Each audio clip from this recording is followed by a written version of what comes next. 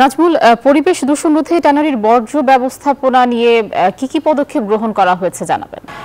আয়শা, আপনাকে ধন্যবাদ। আপনি যেমনটি বলছেন, এখন কিন্তু যে চামড়া শিল্পর যে রপ্তানি যে কাজটি, অর্থাৎ কাঁচা চামড়া, ঈদের পরে যে কাঁচা চামড়া, সেই কাঁচা চামড়া এখনও কিন্তু যে লবণ মাখানো যে চামড়া, সেই চামড়া কারখানায় আসতেছে এবং একই সঙ্গে কিন্তু যে কারখানার যে বর্জ্য, সেই বর্জ্যগুলো কিন্তু ধলেশ্বরী নদীতে ফেলানো হচ্ছে এবং নদী দূষণ হচ্ছে এবং পরিবেশ অধিদপ্তর বা পরিবেশ সংগঠকরা আসলে বলেছে যে এতগুলি কারখানা এই ধলেশ্বরী নদী দূষণ করছে এবং একই সঙ্গে যে সেটা প্রতিরোধ করতে কিন্তু যে সিইটিবির কাজ, সেই সিইটিবির কাজটা কিন্তু নতুন করে ইউরোপের একটি বায়ার তারা দেখেছে এবং নতুন করে সেই কাজটা করবে বলে জানিয়েছেন এখানকার বিসিকের কর্মকর্তা আমাদেরকে জানিয়েছেন।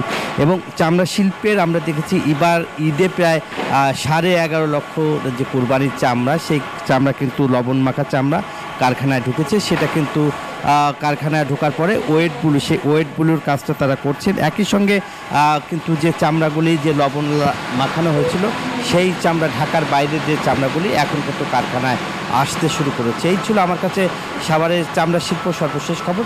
ফিরে যাচ্ছি স্টুডিওতে। নাজমুল, আপনাকে ধন্যবাদ। বান্ডেল থাকলে প্রতি সেনমানিতে টাকা বাঁচবে। বিকাশ সেনমানি বান্ডেল কিনে জিতুন প্রতি লেনদেনে।